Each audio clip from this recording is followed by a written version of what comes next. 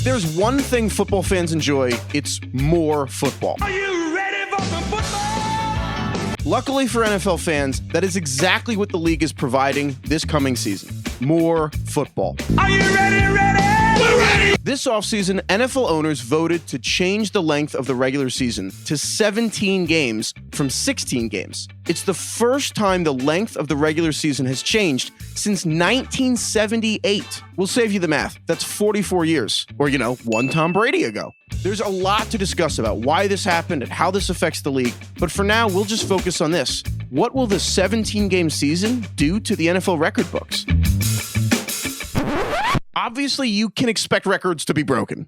No shit. One extra game means players have 60 more minutes to add to their passing totals, their rushing totals, receiving totals, all the totals. However, there are some records that will probably be rewritten sooner than others. The biggest change is that the 5,000-yard passing season will lose significance. The NFL is in the midst of a passing boom, and an additional game will continue that trend. All 10 of the league's highest passing volume seasons by team came in the past 10 years. And in these last 10 seasons, 7 quarterbacks have combined for 10 5,000-yard passing seasons.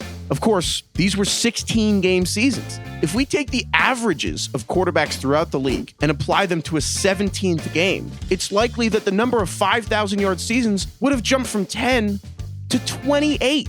Compare that to just one 5,000 passing yard season between 2000 and 2010, which belonged to Drew Brees in 2008. And Dan Marino's 5,000 yard passing season in 1984 was the only one before 2000.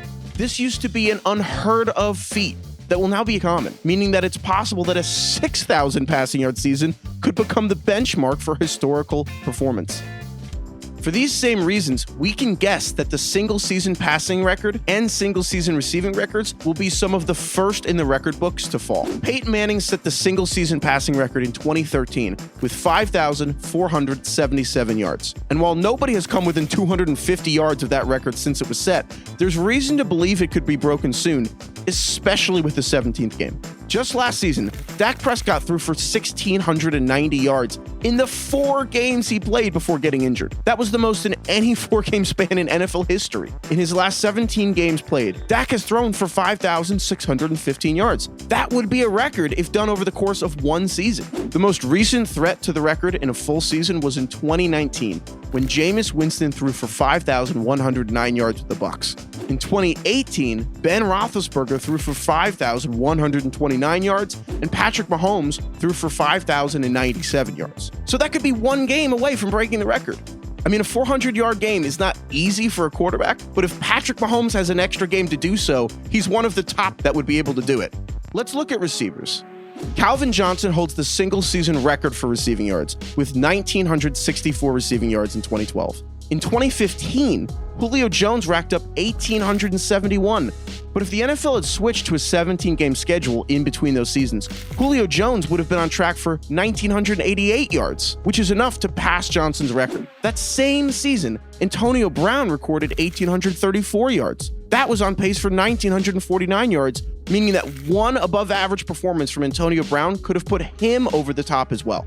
And in 2019, when Michael Thomas set the single-season receptions record with 149 catches, he tallied 1,725 receiving yards. Adding an extra game to a standout season like these could easily lead to a new record and the league's first 2,000 receiving yard season. For the other half of the offense's playbook, rushing records might be a little safer. Eric Dickerson's record of 2,105 yards hasn't been touched since 1984. In fact, only 7 other running backs have hit 2,000 yards in a season, ever. A 17-game season certainly won't hurt running backs who are looking to hit 2,000 yards. But looking back at the history of elite rushing performances, very few would top that mark even with an extra game to get there. Yes, Derrick Henry rushed for 2,027 yards just last season, which is only 79 yards short of breaking the record in 16 games. But no player has ever rushed for 2,000 yards in 2 years. Maybe Derrick Henry would have set the record last year if he had the 17th game, but the point is that those types of seasons have been much harder to come by in recent history.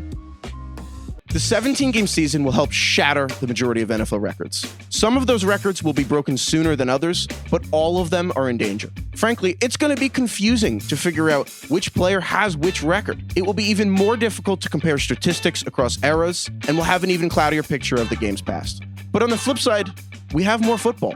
And isn't that all we ever wanted?